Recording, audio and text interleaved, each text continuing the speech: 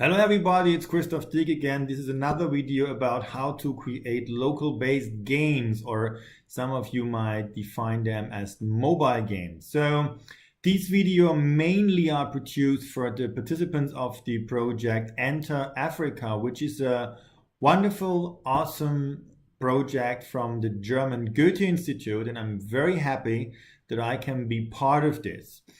So what's happening in this project is that there are 15 teams from 15 different African countries, and each of the team is creating an own vision about their idea of the future of their city.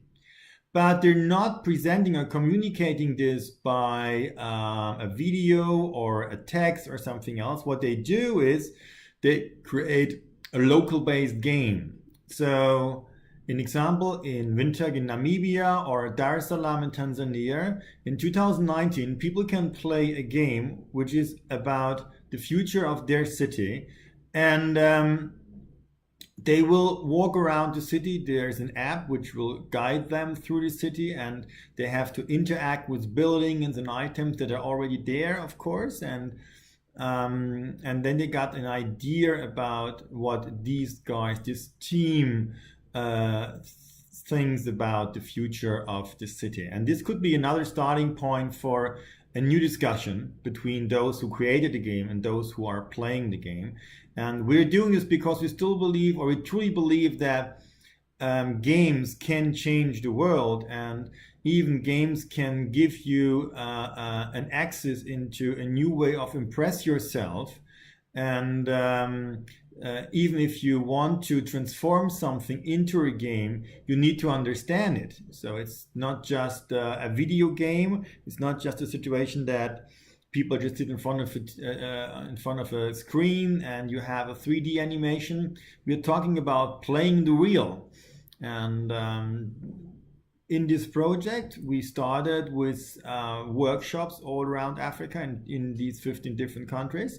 So we are more or less done with this part of the project. Right now, there is this the second period. The second period is about going on working on the game, having an online tutorial, online support from the experts, and of course I will create some videos that are about different aspects of local-based gaming, and even things that you should think about. So even for everyone who thinks about creating a local-based game, even for those who just want to create a game, maybe about something like a real problem or something like this, this could be also helpful. So this video is about how to transform real places, real buildings, or even real items, real things into a game. Because the problem that we have, as I said before, we are not in a situation that you play a 3D animated game on a screen. You're outside in your real city. So if I send you to a building and I tell you that this is not a building, it's a spaceship, then you're still in front of the building. So it means the description and even the connection to the game and even what you have to do at these places needs to be very powerful, so that you more or less believe in the fact that I'm talking to you. So it means the whole experience, the way we describe everything, the way we transform everything into a game, is one of the most important things. So if we think about how to transform this, it's not that easy, because it's not just about creativity. It's not just about have some ideas in mind or telling a story about a spaceship or whatever. It's also important that we have a clear structure behind it. And I would like to explain this by a very easy example, and this is an apple. So let's think about an apple. So I have here, that's an apple.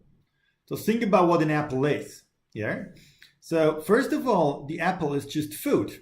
It's a fruit, it has its different colors. If I eat it, it might be juicy, it might be bitter or sweet. Yeah. So that's the first level, the first part of it. We need to understand, what is this? Yeah. And we need to write down all words, all connections that come up in our mind, because this is the starting point for the transformation process. Yeah. So just sit down, take a paper, a pen, and write down everything that you know what an apple is. Yeah. The next level is you need to think about what you can do with it. In not only eating, of course, you can eat it, yes, but you can combine it with other things and make it a cake or an apple pie or anything else. So in that moment, it's not only an apple, it's an apple pie. So we have the next level because in that moment, lots of other things like sugar and grain, other come together, and there's a process behind. You need to bake the cake, and so therefore you're in a situation that this new combination creates a new thing. It's still an apple, but you can talk about the apple pie as well.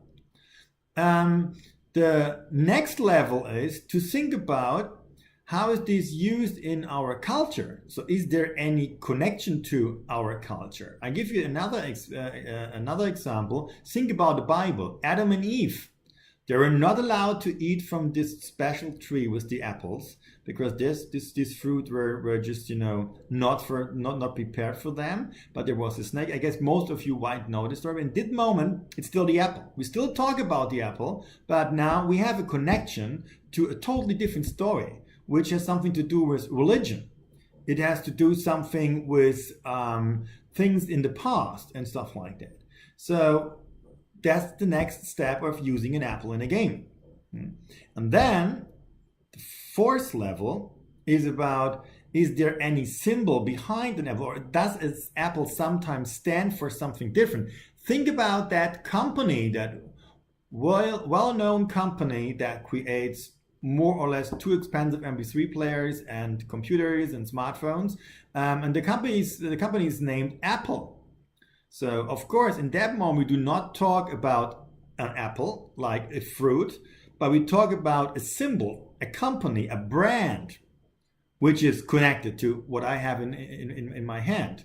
So in the moment where I'm here and you meet me in my flat, you are in a situation that you can ask me, what is this about? And I could come with a story about smartphones. I'm not a liar because that's connected to an apple.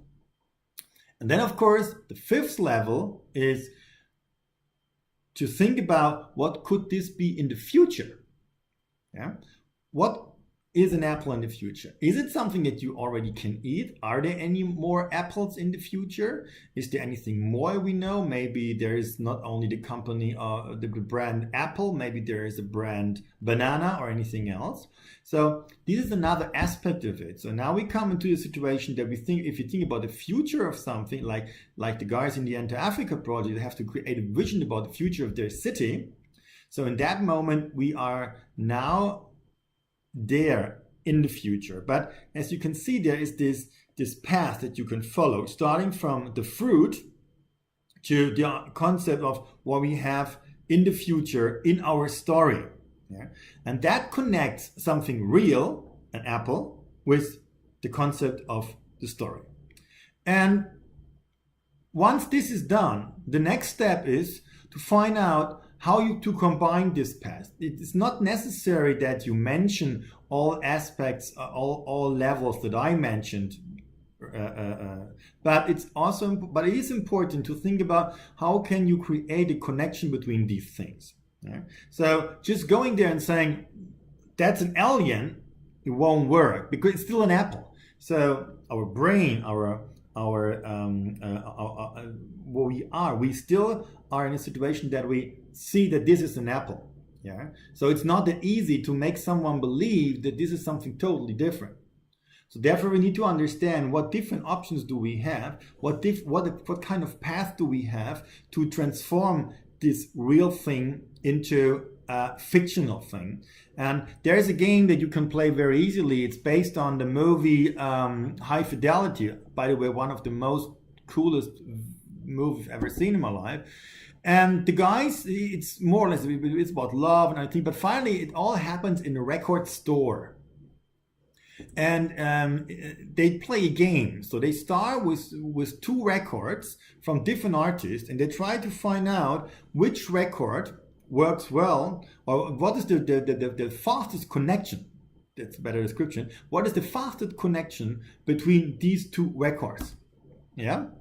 So that brings you to the idea of, okay, who's like an example, lot of people know Phil Collins, but not so many people know that Phil Collins was also the drummer of the song "Woman in Change" from the album "The Seeds of Love." Yeah, and there is another drummer that's also on this recording. It's Manu Katché, which also it's again one of the most interesting drummers in the world, and he had been the drummer from Peter Gabriel. So what I'm trying to say, that there you can create connections. Or another very brutal version is think about how to connect Wolfmith with the movie Ben-Hur. And so you can stop the video if you want to check it out. And then you switch it on again. And then I tell you now what the answer is. Because Will Smith he was the actor, he was the main character, he played the main character in the movie I Am Legend. But I Am Legend it's just a remake of the movie The Omega Man. And The Omega Man, the main character was played by Charlton Heston. And Charlton Heston also played the main character in Ben-Hur, so that's the connection. So what I'm trying to say is, one thing is to understand these different levels of what something real can be and what our connection to this is. And in the end, of course, what is the connection to our vision, or if you're not creating a game about the vision, maybe just about your story, about what you have in mind, what this game is all about. And the next step is to find a way to connect this to what you're doing. Yeah. And if you do it like this, in the beginning, it feels a bit weird to work with items in this way, but the more you're doing it, the more you will find out that it works very well. So for me, it's very helpful to do it like this. And what I did was right now I was talking about an apple. So what you get is a bunch of patterns that you can use during the whole game.